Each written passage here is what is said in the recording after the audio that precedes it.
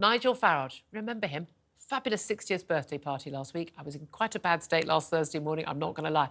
But he has said that he would be willing to work with a Labour government working as a trade envoy for Britain if Donald Trump becomes the next US president next year. Well, November election, of course. Joining me is the Conservative MP and former Foreign and Defence Minister, Tobias Elwood. Good afternoon to you, Tobias. Good afternoon.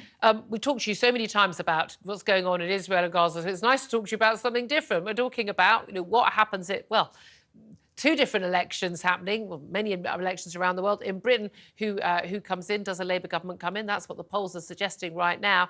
And the polls are pretty much even for whether it's Joe Biden or Donald Trump as the next American president. Of course, the election, 5th of November, coming into office in late January. Do you think Nigel Farage would make a good trade envoy?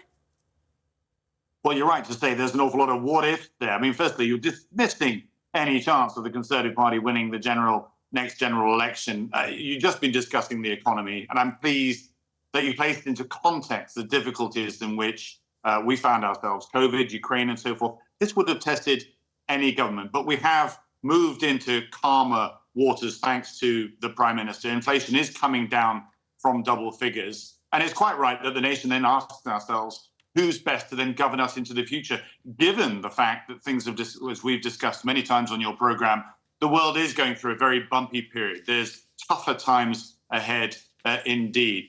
This idea that somehow Farage, therefore, is going to suddenly align himself with Labour's vision of where Keir Starmer wants to take the country is a curious idea. I mean, I suppose it's all fueled by Farage's closeness to Donald Trump. He's a powerful communicator, there's no doubt, Nigel Farage, but he's not a team player. He's a disruptor. He enjoys being in charge. I can't see him easily following any party line, let alone the Labour Party. And he would have to take his instructions, including policy direction, from David Lammy. Can you really see that happening? That would be fun to watch. You're assuming, of course, that David Lammy gets the Foreign Office brief. Very true. I'm still very surprised if I do see Keir Starmer trusting David Lammy with that. But it's interesting, of course, because one of the big problems that we did have when Donald Trump did come into office, again, all around, post-Brexit referendum, was that the British government hadn't made nicey with Donald Trump. They didn't believe he could possibly win, as all the experts didn't.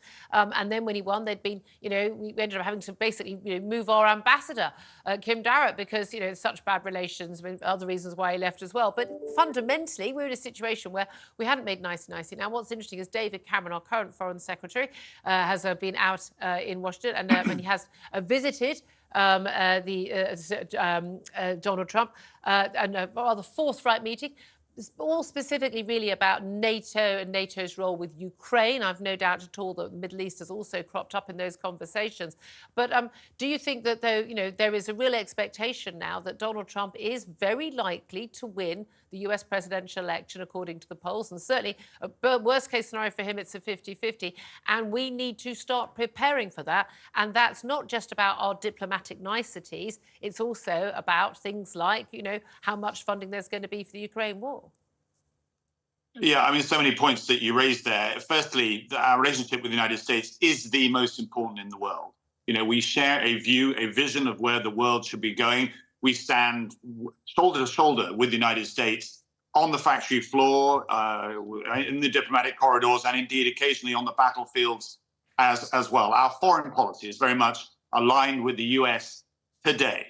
But you rightly implied, a Trump administration is likely to see huge changes that we need to consider now. Recalibrating the United States' relationship with NATO, for example, as well as with the EU. I could see Donald Trump introducing major trade barriers, tariffs and so forth, that will have knock-on consequences to the British economy as well. He'll be far more aggressive on China. And most worryingly, he will cut support to Ukraine with dramatic consequences for European economies and indeed security as well, and could easily roll back on many of the climate change programs that John Kerry has introduced. That would be an awful lot of statecraft Well, I mean, There's be a an awful lot massive of fan of him doing that. He'd be worth voting Donald Trump in just for that. But this thing, a lot of presidents get elected of all different parties on an isolationist platform. It's all, America first. But actually, when they get into office, the realities of office are that actually you have to engage. And if you don't engage, again, Barack Obama, not supposedly isolationist, an appalling American president when it came to foreign policy in terms of his failure to act on Syria and his supposed red lines. I mean, he's what Barack Obama did paved the way for where we are right now with Ukraine, if you ask me. And so the thing is, what he says before he gets elected, if he gets elected, isn't necessarily what he's going to do afterwards. I think that's very, very fair indeed. And you're right to perhaps step back and show that there is a pattern of behavior in American presidential elections. What's said on the campaign stomp, if you like, compared with what happens in office. Many presidents, Clinton was a great example of promising, I'm not going to intervene, I'm not going to do all these things on the global stage, and then recognizing that there is a sense of duty that comes with being a major superpower, of leading the West and recognizing where the world goes, that you have to participate. Unfortunately, Donald Trump has made it very clear he will absolutely, to his word, retreat, become more isolated. And Europe is a great example of wanting to do that with consequences. Our world is getting more complex, more dangerous than ever before, since the 1930s. And we can't have an America reduce back in this way and become more antagonistic with China. We need to absolutely confront China, but there needs to be some form of off-ramp as well. What he would do in the Middle East too, I think is concerning as well. So our relationship with the United States, of being that trusted ally, being able to whisper in the ear of the American president, is so important indeed, and making them understand that there are longer-term consequences to America wanting to perhaps disaggregate, to disassociate with what's happening around the world, because that vacuum that the America leaves when it steps back is quickly filled by Russia, China, and Iran, and they're pursuing a very different interpretation of our world order. Indeed. Can I bring it back to British politics domestically, though? And let's talk about the possibility of the threat of reform. Of course, Nigel Farage, although not officially reform, he is the president of that party. In fact, bizarrely, a private company it is in its setup. But he's keeping everyone on tenterhooks about whether or not, he said in a matter of weeks he'll decide, I'm assuming after local elections, whether or not he will go back into frontline politics of any sort at all. The threat from reform to the Tories is nevertheless huge. We are seeing reform riding up in the polls among men and among many voters in the north. Reform, according to the polls, are riding higher than the Conservatives. How big a threat is that to the Conservatives? Because, look, there's pretty much no one now who believes, either publicly or privately, that the Tories are going to win the next election. This is about damage control at this point, other things being equal, unless some major event happens before the next election. How much is the damage being done by reform? And what, if anything, can the Tories do about it?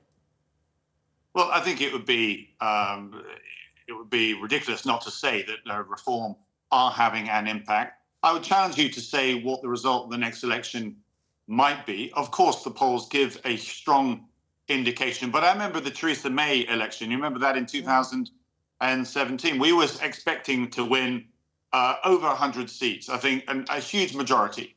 And during the campaign itself, things changed, and I think we ended up with less seats than we went into. Labour has not been scrutinised at all. They've benefited from arguments, from disunity within the Conservative Party. I said at the very, very beginning that this Prime Minister now has taken us into far calmer political waters and provided clarity from a fiscal perspective as to where our country is going to go.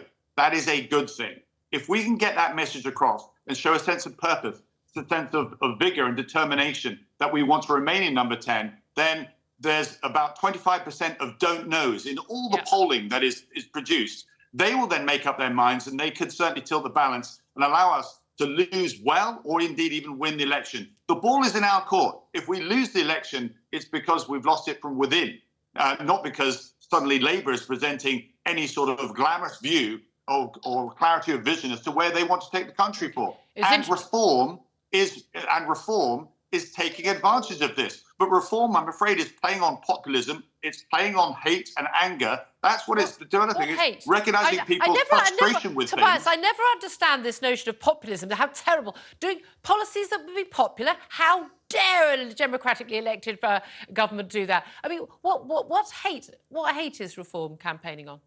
No, well, let me clarify that. It's easy to work on what's going wrong in the world and say, I agree with what's wrong with you. Let's condemn those people, the administration, those in charge who have got us here, but not clarifying as to where you want to go. I hate to tell you, what you want to do, a lot of people hate this government. That's where we don't hear anything. You'll let me finish. If that is the process, this is what Donald Trump does as well. He says, look at those bad things that are going on there. The establishment is to blame. Vote for me and I'll fix it. But they don't clarify how they will fix it. I was on the air with Anne Widdecombe the other day. She said, send the army out to sea to send those boats back. That's actually going to sort out our migration issue. Well, the SAS that she was implying to don't actually do maritime. That's, that's a technical issue. But the idea that somehow this is going to solve the migration problem. Well, but to be fair, Tobias, to be fair, neither is the Rwanda policy going to solve it. I mean, this is where I know my audience and many voters just sit there going, a plague on all your houses, none of you've got a plan, you don't know what you're doing, and we're not going to bother with any of you. Hence, a lot of the don't knows are probably going to end up actually being, I'm not bothering, and they're not going to vote, which I think is the worst thing in any election. I just want to bring you back to one final thing. William Ragg, very much in the news. He is the chair, or was until last night, we understand, the chair of a parliamentary select committee, where Public Administration and Constitutional Affairs Committee sat in judgment on many an MP. He was caught in a honey trap sting. He has resigned from that role, and also as vice chairman of the 1922 Committee of Tory backbenchers as well. This after, I think, an outcry, including from people like me, at the way that people seem to think it was acceptable for him to have not only fallen for a really obvious sting operation, sending naked pictures of himself to a complete stranger, but then throwing his colleagues under the bus, I would say in a treacherous betrayal of them, handing out telephone numbers to this person already blackmailing him, opening them up to similar blackmail. Why do you think that the Chancellor Jeremy Hunt said he'd been courageous in coming forward when what he'd actually done was, in my view, treachery? Yeah, it's clearly something for the Whip's office to speak to him about. It also shows the fact that many MPs are going to be pursued to trip them up, and therefore everybody has to be completely vigilant of what's going on. I think this is very much a live story as such. You've shared your position, which I think many people will agree with, and I understand Mr. Ragg has now stepped back from those two major committees that he was part of, and he's not standing in the next election. But yes, major questions as to how, the conduct of Parliament itself, but also recognising that there are always going to be those who are going to set up things in this way to coerce. And that, I'm afraid, is becoming ever easier to do in the digital environment. In the digital environment that we now work in. Yeah, but he could have given away the number. We know some political journalists had their numbers given away and didn't fall for it, thankfully. And other MPs, including some female MPs, already facing threats. Handing those numbers over to an unknown blackmailer is I can't believe it's not criminal, frankly, in terms of what he did. I think it's an outrageous thing to do. But why were people calling him courageous? Because it seems to me he's used out his get-out-of-jail-free card, which is, oh, I'm gay and I've got mental health problems. As if that makes treachery okay. It doesn't. No, as I say, I think this is still very much live. It's still, I know the Whip's office are very much involved in what's going on. He's stepped back, as I said, from those two committees himself, and he's not standing at the next election. And I think all those are appropriate actions that he's taken. Well, I think he's been forced into. He certainly didn't do them straight away. I've got to ask you, though, you ever sent a naked picture of yourself to a complete stranger? Well, no. And the fact that you then start doing... Apparently all you MPs are doing it. No, well, the fact is that you have a private life, and if you're going to have a relationship with anybody, you make sure they exist in real life. I think that perhaps is the message here. If they don't exist in real life, then clearly something's gone wrong. Wise advice from Uncle Tobias. Tobias Elwood, thank you very much indeed for joining us. Former Defence Minister, former Foreign Office Minister as well.